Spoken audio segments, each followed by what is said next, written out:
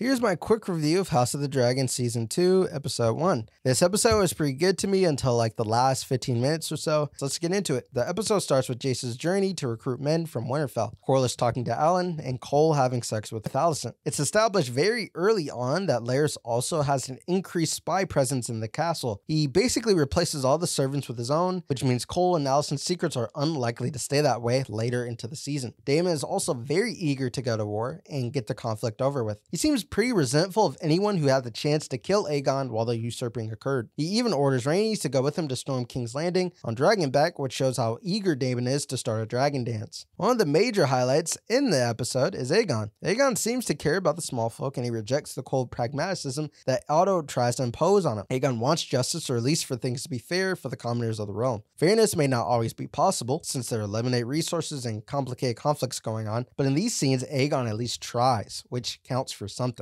He's also written to be pretty witty and funny. He doesn't take ruling super seriously, which is a breath of fresh air when he's in a room with the rest of the uptight characters. The only problem is that I can't discern if this is all the result of incompetence or just confidence. It could be the case that Aegon is just so stupid and irresponsible that it's hard for him to care in regard to these conflicts, so he treats everything as a joke. The flip side to that is that he may just be so confident and witty that he just comes off as charismatic. I said in my last video that Aegon's probably going to do a 180 in terms of character development, and I might be right. I just wish they had set up Aegon to be more likable in Season 1. If Aegon was shown to be at least semi-competent last season, then it'd be much easier for me to digest his more positive showing in this episode. And honestly, the Greens in general are just shown in a more positive light, which is also a good sign.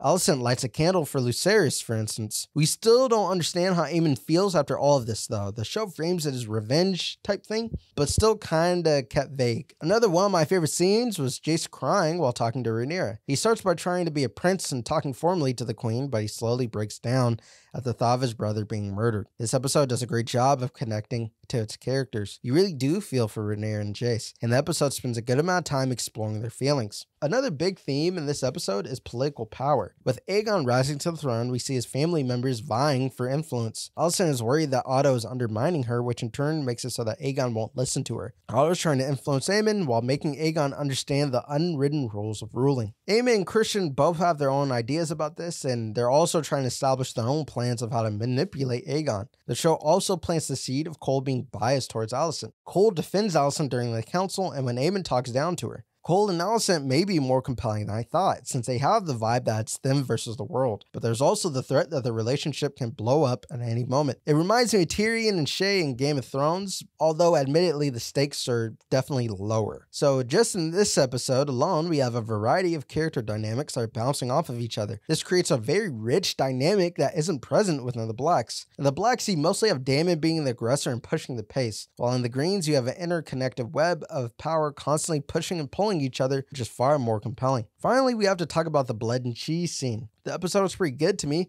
up until this scene happened. So Daemon hires Blood and Cheese to kill Aemon, or at least a son. First of all, Blood and Cheese should not be able to waltz into the royal queen's quarters the way that they did. Aegon being drunk is irrelevant. Even if he was sober, how would he know what their true intentions were? Cole having sex with Alicent is also irrelevant, because if he was with Helaena, then who would be guarding Alicent? There should be multiple guards besides Cole around every single door, especially at night. The actual initiation of the scene was bizarre to me as well. Blood and Cheese put way too much emphasis on who Helaena says is a boy in this scene. So they need to pick the son in order to be paid by Daemon. So why not just check which twin has a penis? Why even ask Helaena which one is the boy, especially since Blood doubts her? At least double check. Why even take her word for it if it takes 2 seconds to verify which one is a boy? And they ask her repeatedly which one is a boy, as if they need her word to confirm which one is the heir. I'm guessing they made this decision because in the books, it's kind of a big deal having Helaena choose which one dies. They make her choose in a roundabout way here, where whichever one she says is a boy is going to get killed, but again, it doesn't work because you can easily just check yourself. That created a weird disconnect for me while watching. They kind of wanted their cake and to eat it too. Other than that, the scene is pretty good. I've seen some people complain that the scene is lackluster, but I kind of disagree. It's much more subtle in that the camera focuses on Helaena, but then you can hear them cutting Jaehareys' throat and then severing his head from the rest of his body. Why do you need a big gory scene to get this point across? The kid was killed in an instant as if it was nothing, and that's much more disturbing to me than if it was this huge emotional event. And I mean, on top of that, people are saying that the scene wasn't really super emotional. Neither was Luke's death scene with Rhaenyra in season 1. We see most of the fallout in season 2, this episode. We see the big fallout being that Rhaenyra is literally searching for Luke's body, and when she does find at least some remnants of Luke, she breaks down. And a lot of the episode focuses on that. We're likely going to see most of the fallout in episode 2. I think it's going to take pretty much the same route. After that, Helaena walks in on Cole and Alicent having sex again, and she tells him the king's son is dead, which I do agree is kind of a weird line to have Helaena say. Overall, this was a good episode. The blood and cheese thing was just weird, but the rest of the episode was fairly strong. But yeah, that's my overall quick review. If you like this video, then subscribe. I'll be coming out with another one this week. All right, see ya.